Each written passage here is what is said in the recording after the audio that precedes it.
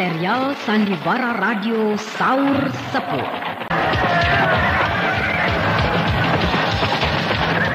Dipersembahkan oleh Entrostop, obat sakit perut terlengkap, khasiat rangkap, dan Prokol, obat flu yang dulu dibeli dengan resep dokter, sekarang dapat dibeli bebas di mana-mana.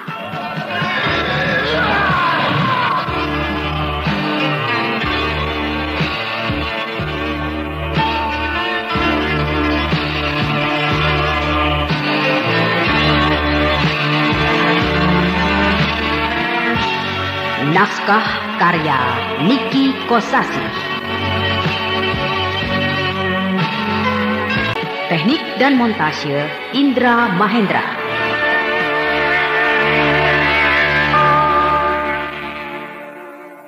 Dengan senang hati.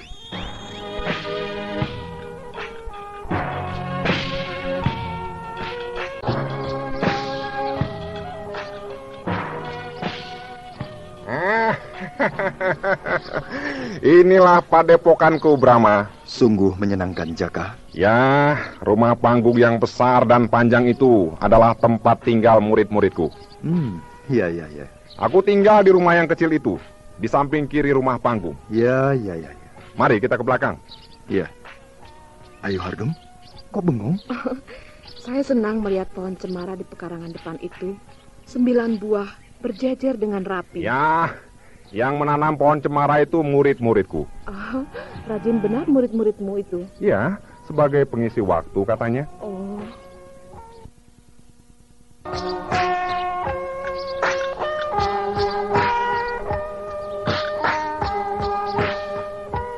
Nah, di pekarangan belakang inilah tempat aku menggembleng murid-muridku.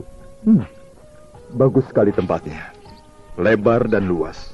Ya, muridku ada 100 orang lebih. Wah, banyak sekali. Tapi sudah banyak yang keluar. Sekarang tinggal 30 orang. Kenapa begitu? Tidak kuat. Mungkin kau memberikan latihan terlalu keras. Ya, memang ajian serat jiwa itu terlalu berat.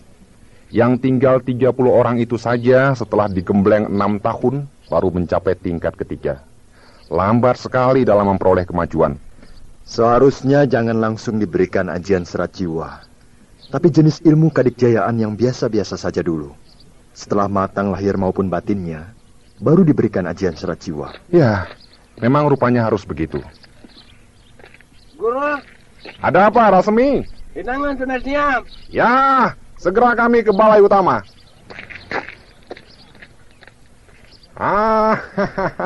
Ayo kita makan dulu, lalu istirahat. Nanti malam kita berkisah lagi. Iya.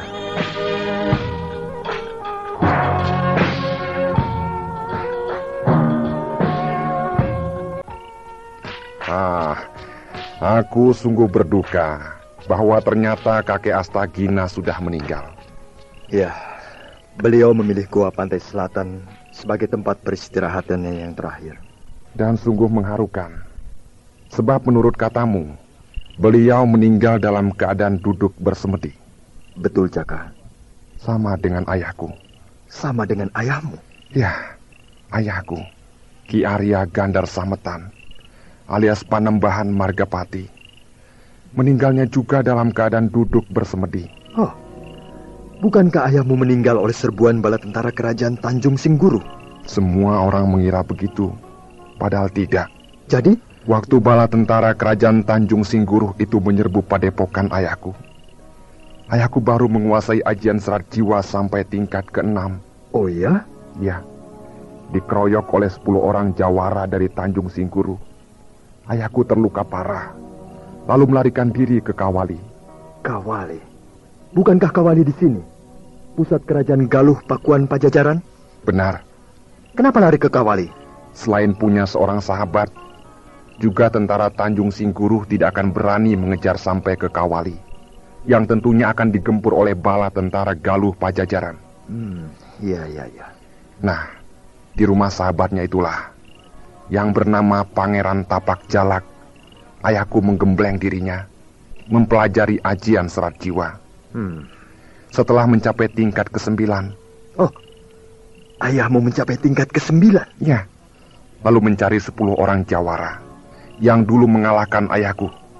Semuanya satu persatu dibinasakan. Wah, bukan main. Setelah itu kembali ke Kawali. Dan di sini beliau mendirikan sebuah padepokan yang diberi nama Perguruan Ajian Serat Jiwa. Oh, kalau begitu padepokan ini ayahmu yang mendirikan? Benar? Iya. Waktu itu aku sudah berumur 20 tahun dan sudah bisa menguasai ajian serat jiwa, tapi baru sampai tingkat kelima. Itu sudah bagus. Umur 20 tahun sudah mencapai tingkat kelima. Berarti kau cerdas. Mungkin begitu. Lalu? Pada suatu malam, ketika aku sedang tekun membaca buku ajian serat jiwa, mendadak perasaanku jadi tidak enak. Lantas seperti ada yang menyuruh masuk ke dalam kamar ayahku. Tiba-tiba aku merasa cemas, sebab ayahku yang sedang berpuasa sudah mencapai hari yang ke-40. Dengan takut-takut aku masuk ke kamar ayahku, dan aku mendapatkan ayahku sudah beku, meninggal dalam keadaan duduk bersemedi. Ya. Selanjutnya, aku meneruskan perguruan ini sampai sekarang. Iya. Selang berapa tahun kemudian, terjadi sesuatu yang sangat mengejutkan. Apa itu? Datang 2 orang bangsa Kuntala yang baru pulang dari wilayah Wetan, tepatnya dari kerajaan Kahuripan. Mereka adalah Gardika dan Kendala. Gardika? Kendala? Iya. Mereka mengantarkan titipan Demung Wikalpa, seorang pembesar Kahuripan, yaitu buku ajian serat jiwa. Sejenak aku terpana, lalu menjadi bingung, sebab sekarang aku memegang 2 buah buku ajian serat jiwa. Lalu aku menemui Pangeran Tapak Jalak, sahabat ayahku almarhum. Maka dari beliaulah aku menjadi tahu bahwa buku ajian serat jiwa yang dibawa oleh Gardika adalah yang asli. Hah? Asli? Ya. Ketika bala tentara Tanjung Singkuruh menyerbu, semuanya panik. Tidak ada yang ingat pada buku ajian serat jiwa. Ayahku tidak bisa keluar dari kepungan 10 orang jawara, ditambah oleh beribu-ribu tentara. Begitu pula murid-muridnya yang berjumlah 15 orang. Semuanya tewas dibantai oleh 10.000 tentara. Padepokan ayahku itu diobrak-abrik, dihancurkan, lalu dibakar. Nah, di saat api sedang berkobar-kobar itulah, seorang murid ayahku yang bernama Wikalpa, dengan tubuh penuh luka, darah bercucuran, menerobos kobaran api, lalu menyambar buku ajian serat jiwa dan kabur. Ya, entah bagaimana ceritanya, dia sampai ke Kahuripan dengan selamat. Rupanya begitu ceritanya. Menurut Gardika, sudah lama Demung Wikalpa ingin mengembalikan buku itu.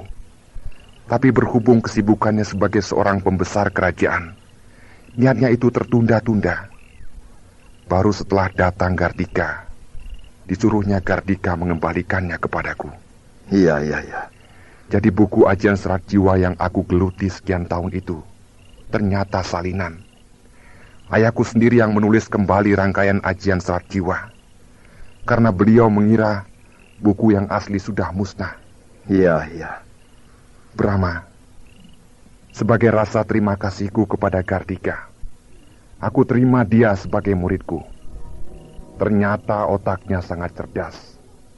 Dalam waktu singkat dia berhasil menguasai ajian serat jiwa sampai tingkat ke-8. Bahkan sudah sampai mempelajari tingkat yang ke-9. Bukan main. Tapi sayang, kecerdasan otaknya itu tidak diimbangi oleh pribadi yang saleh. Wataknya sangat buruk, dan cita-citanya terlalu muluk-muluk, ingin jadi orang yang paling ditakuti dan berkuasa. Tapi kenapa kau membantu sepak terjangnya? Membujuk Adipati Karabanga untuk menyerbu ke Kuntala? Ya, aku terlanjur mengikat tali persaudaraan dengan dia. Kau terlalu gegabah. Itulah, sekarang aku menyesal.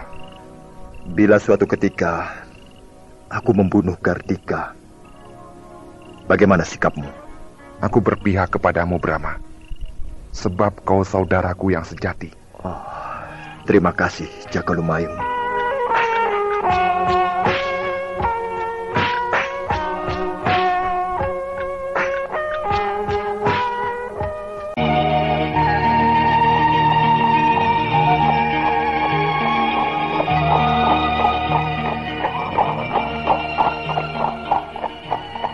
Kita sudah sampai di Cadas Dengdek, Harnum.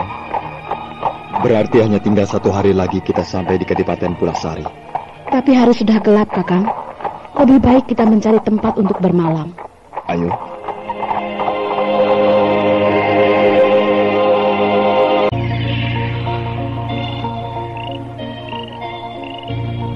Untung ada Cadas yang agak datar, sehingga kita bisa enak bermalam di sini. Iya. Apa maksudnya si Gardika pergi ke Kadipaten Pulasari? Pasti mau memarahi Adipati Karabanga. Tapi percuma saja. Sebab Karabanga sudah malas untuk menyerang Kuntala. Yang saya takutkan, Gardika membunuh Karabanga. Untuk apa? Untuk jadi Adipati. Tidak mungkin, Harnum. Karabanga pasti tidak akan tinggal diam. Selain itu, biar bagaimanapun Gardika berpikir 2 kali. Sebab dia tidak didukung oleh pasukan perang Kadipaten Pulasari. Iya. Kau sudah mengantuk? Mana bisa ngantuk kalau ada Kakang Brahma. Kok begitu? Kalau dekat dengan Kakang Brahma, apalagi pada malam bulan purnama seperti ini, rasa ngantuk hilang, rasa capek hilang, inginnya ngobrol terus. Kalau tidak tidur, besok kau lemas. Ya, nanti sebentar lagi. Sekarang saya agak bebas. Bebas kenapa? Tidak ada Kamita. Kalau ada Pramita, memangnya kenapa? Takut dia cemburu. Apakah kau yakin dia cemburu? Pasti, sebab Kamita mencintai Kakang Brahma. Dari mana kau tahu Pramita mencintai aku? Dia mengatakannya sendiri pada saya. Oh ya? Iya. Kapan itu? Dulu, waktu mau berangkat ke pantai Gua Selatan. Kenapa kau tidak bilang padaku? Tidak ada kejutan, bukan? Cinta saja pakai kejutan. Nanti jadi cinta kejut. Soalnya kalau Kakang diberitahu, pasti Kak Mita langsung dilamar. Apakah kau yakin? Yakin, sebab Kakang juga mencintai Kak Mita. Masa? Alah, jangan pura-pura. Kalau aku mencintai Pramita, kau tidak patah hati? Tidak. Alah, jangan pura-pura. Lata. Saya benar-benar tidak akan patah hati. Sebab Kakang Brahma sangat cocok dengan Kak Mita. Dengan kamu memangnya aku tidak cocok? Cocok juga, tapi jadi istri kedua.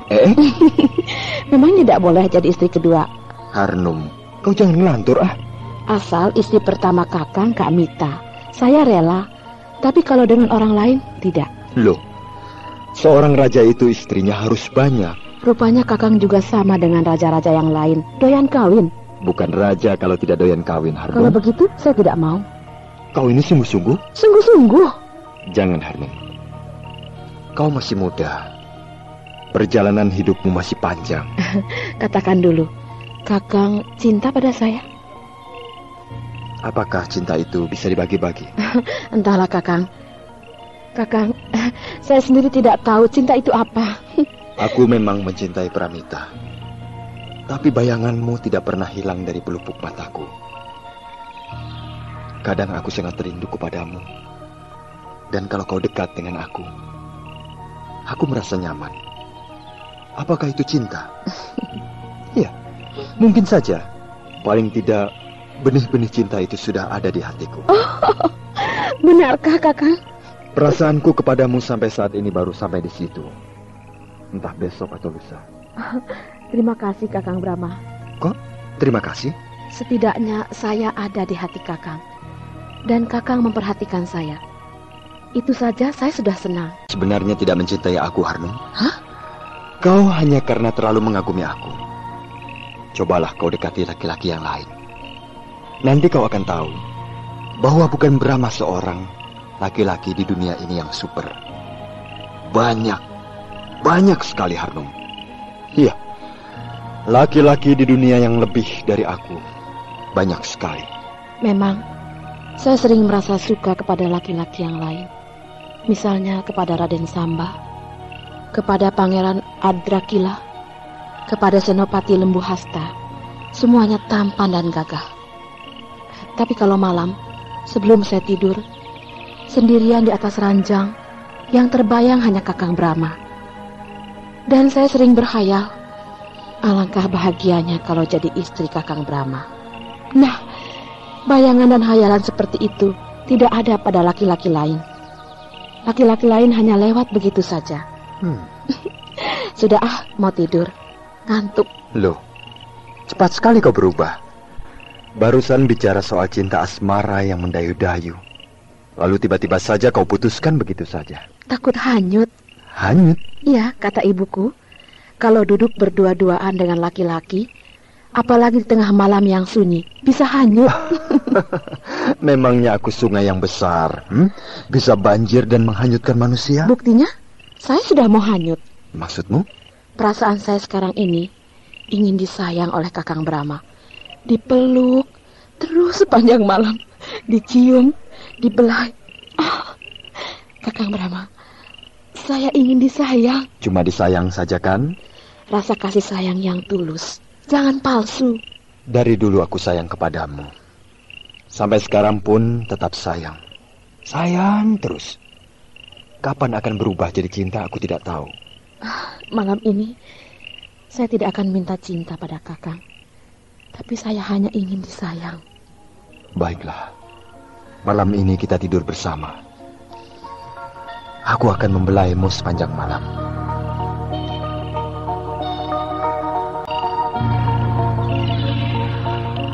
Kakang Brahma.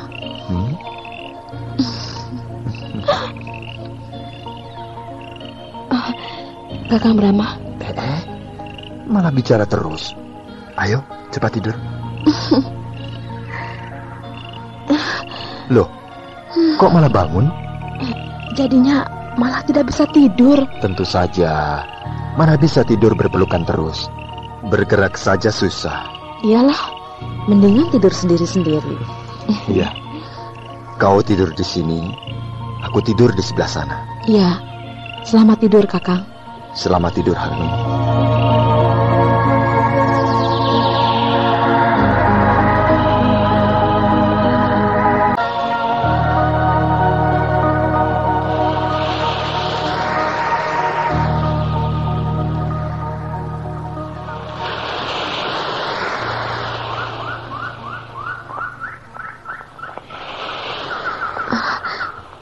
Bangun. Ayo, Kang, bangun Kang. Bangun. Sudah siang. Ayo, cepat cuci ini. Kelinci? Iya, di sekitar sini banyak kelinci. Aku tangkap cuma 1 ekor saja. Cukup kan? Cukup. Ayo bangun. Ini juga sudah bangun. Berdiri. Jangan duduk tepekur begitu. Kalau tidak mau berdiri, saya tubruk. Biar tidak usah bangun-bangun terus, tidur saja. Iyalah, mendingan ditubruk.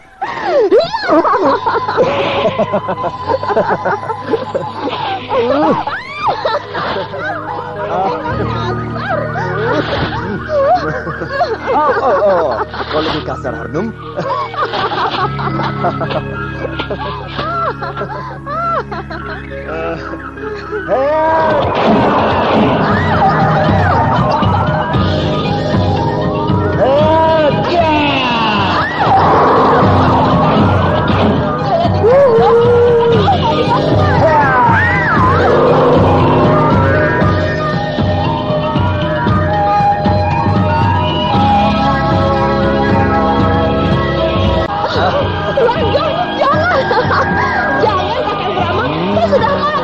Ayo mandi lagi. Ya.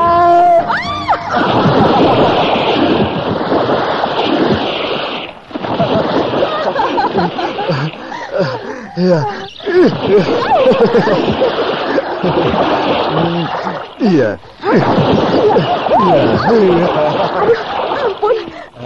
Ampun Kang, saya menyerah. Sudah Kang, capek.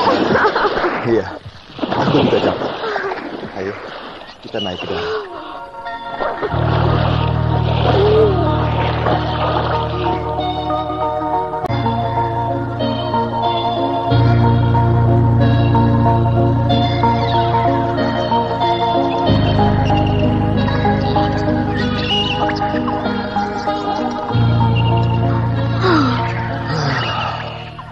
jadi 2 kali mandi. Duh, lapar. Ayo, kita bakar kelincinya. Iya.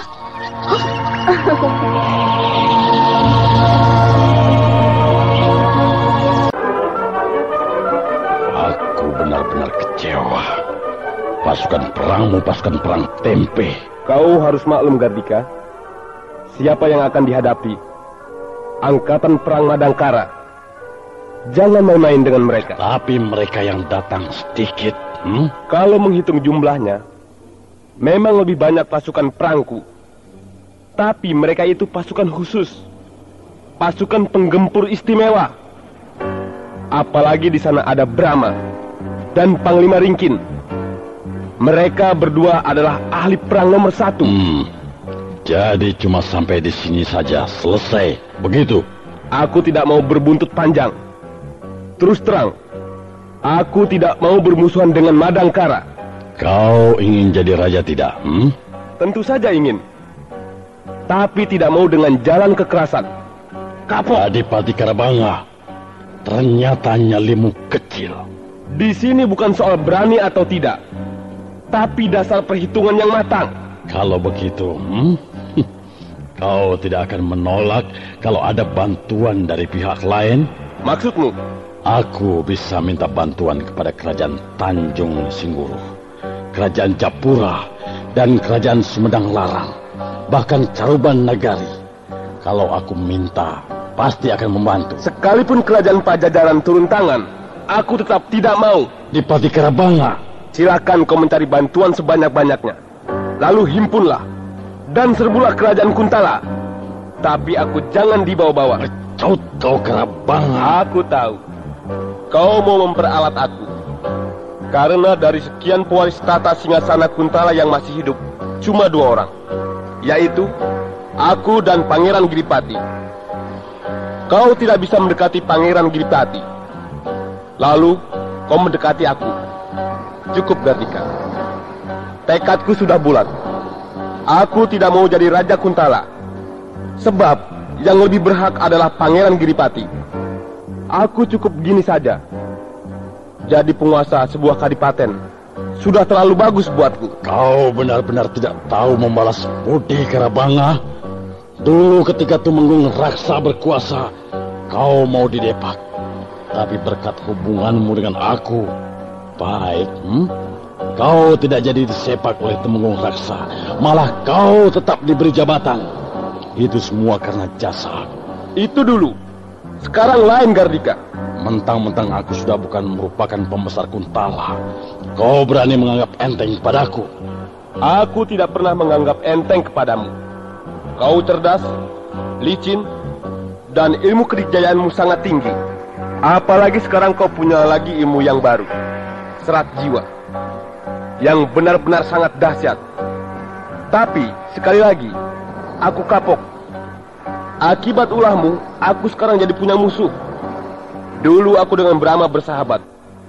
Begitu pula dengan Prabu Ajisaka, Raja Kerajaan Niskala. Tapi sekarang, setelah kejadian itu, mereka jelas jadi benci padaku. Nah, aku rugi. Rugi, Gardika. Kalau kau ingin jadi raja, silahkan. Aku tidak akan menghalangi. Silahkan. Jadilah Raja Kerajaan Kuntala, kalau kau bisa. Baik, Karabanga. Tunggu saatnya.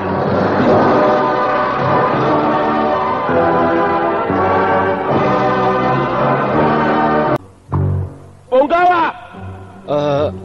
Daulat Kanjeng Adipati. Sini cepat! Daulat Kanjeng Adipati Karabanga. Cepat kau siapkan 1 regu pasukan istimewa. Untuk apa, Kanjeng? Pergi ke Kerajaan Madangkara. Hah? Ke Madangkara? Bawa surat dari aku untuk Prabu Baginda Brahma Kumbara. Oh, hamba kira disuruh perang. Kau gila apa? Biar seluruh angkatan perang kita ditambah seluruh rakyat Kadipaten Pulasari ini tidak akan kuat melawan Madangkara, tahu? Daulat Kanjeng Adipati. Surat ini ada 2 buah. 2? Iya. 1 untuk Sri Baginda Brahma Kumbara, yang 1 lagi untuk Pangeran Giripati. Daulat Kanjeng Adipati. Dan bawa juga ini, emas 1 peti. Emas? Selain itu, di luar sudah siap hasil bumi 3 gerobak. Semuanya persembahkan kepada Sri Baginda Brahma Kumbara sebagai tanda bahwa aku mengakui kesalahanku, sekaligus mohon ampun kepadanya. Daulat Kanjeng Adipati, hamba segera berangkat ke kerajaan Madangkara. Kerjakan!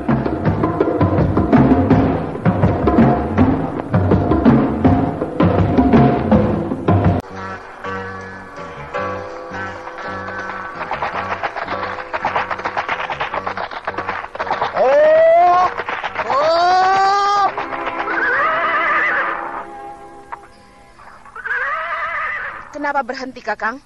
Lihat di bawah sana. Ada iring-iringan bala tentara. Iya benar. Tentara dari mana mereka? Ada benderanya, tapi tidak jelas. Ayo kita dekati.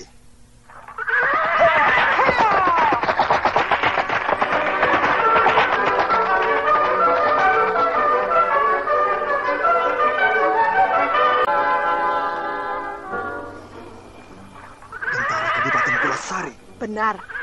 Benderanya dan seragam pakaiannya, saya masih ingat. Mau kemana mereka? Membawa pedati gerobak 3 buah besar-besar dan penuh dengan muatan barang. Jelas mereka bukan mau perang. Sebab jumlahnya hanya sedikit, 20 orang dan membawa barang. Ayo kita cegat. Baik, Kakang.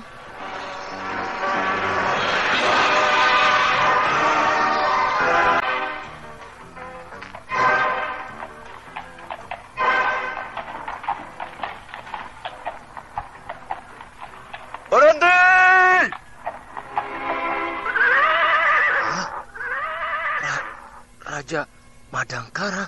Ya, Baginda Brahma Kumbara.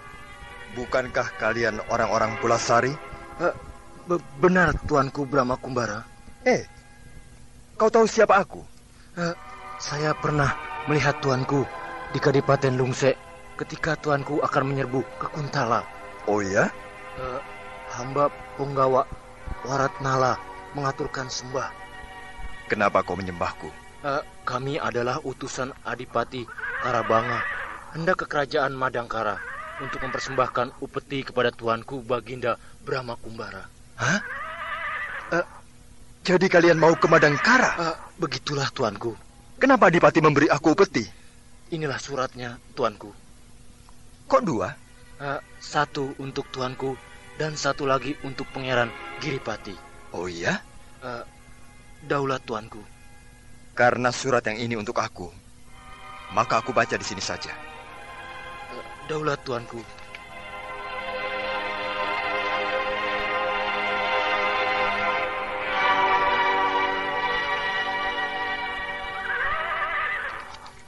Salam sejahtera kehadapan Duli yang mulia Sri Baginda Maharaja Kerajaan Madangkara, Prabu Brahma Kumbara.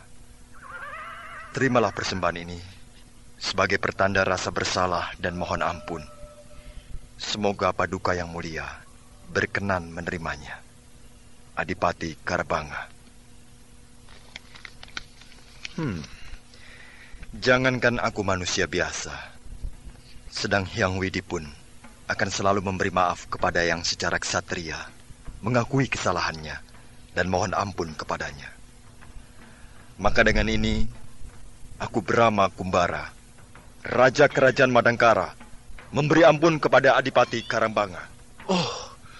Bahagialah Tuanku, dan kebahagiaan itu akan hamba sampaikan kepada Kanjeng Adipati Karabanga. Kau berangkat terus ke Madangkara. Di sana kau jumpai Mahapati Amangkubumi Gotawa. Nanti beliau yang akan mengaturnya. Daulat, Tuanku. Akan tetapi, hendak kemanakah Tuanku? Aku akan ke Kadipaten Pulasari, menjumpai Gardika. Sebab katanya Gardika ada di sana. Memang benar. Gardika datang ke sana, Tuanku, dan bertengkar dengan Adipati Karabanga. Kemudian Gardika pergi. Pergi kemana? Hamba tidak tahu, Tuanku. Yang hamba tahu, dia pergi meninggalkan Kadipaten Pulasari dengan wajah masam dan marah-marah, Tuanku. Mungkin dia kembali ke Padepokan Jakalumayung, Kakang. Kalau dia pulang ke Padepokan Jakalumayung, pasti berpapasan dengan kita. Tapi tidak, bukan? Mungkin dia mengambil jalan lain agar cepat sampai. Ya, mungkin juga. Ayo, kita kembali ke Kawali. Baiklah. Nah, Punggawa, kita berpisah di sini. Kau terus ke Madangkara, aku akan kembali ke timur, ke Kawali, ibu kota kerajaan Pajajaran. Daulat, tuanku.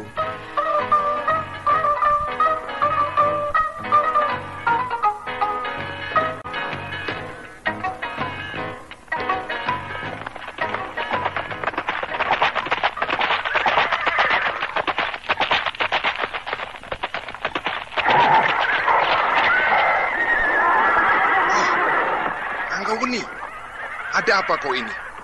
Datang ke padepokanku dengan membawa bala tentara sebanyak itu.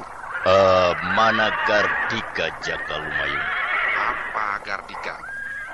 Ada apa dengan dia? Jangan pura-pura, Jakalumayung. Kenapa kau bicara kasar kepadaku? Apa salahku? Gardika mencuri kujang sinar. Hah? Mencuri kujang sinar? Ya. Tadi malam dia menyusup ke dalam keraton. 10 orang pengawal mati dan kujang sinar ini. Omito, jagat Dewa Batara. Mau apa si Gardika itu? Nah, sekarang suruhlah Gardika keluar. Ranggaweni, Gardika sudah lama pergi. Kau jangan melindungi dia, Jaga. Kita sudah kenal lama sekali. Pernahkah aku berlaku tidak jujur? Gardika muridmu bukan? Benar, tapi sekarang tidak. Jakalumayung, jangan paksa aku untuk menggunakan kekerasan. Begitu marahkah kau padaku? Ini perkara kujang sinar, pusaka kerajaan Pajajaran. Bakarlah padepokanku ini, ratakan dengan tanah. Tapi kau tidak akan menjumpai Gardika.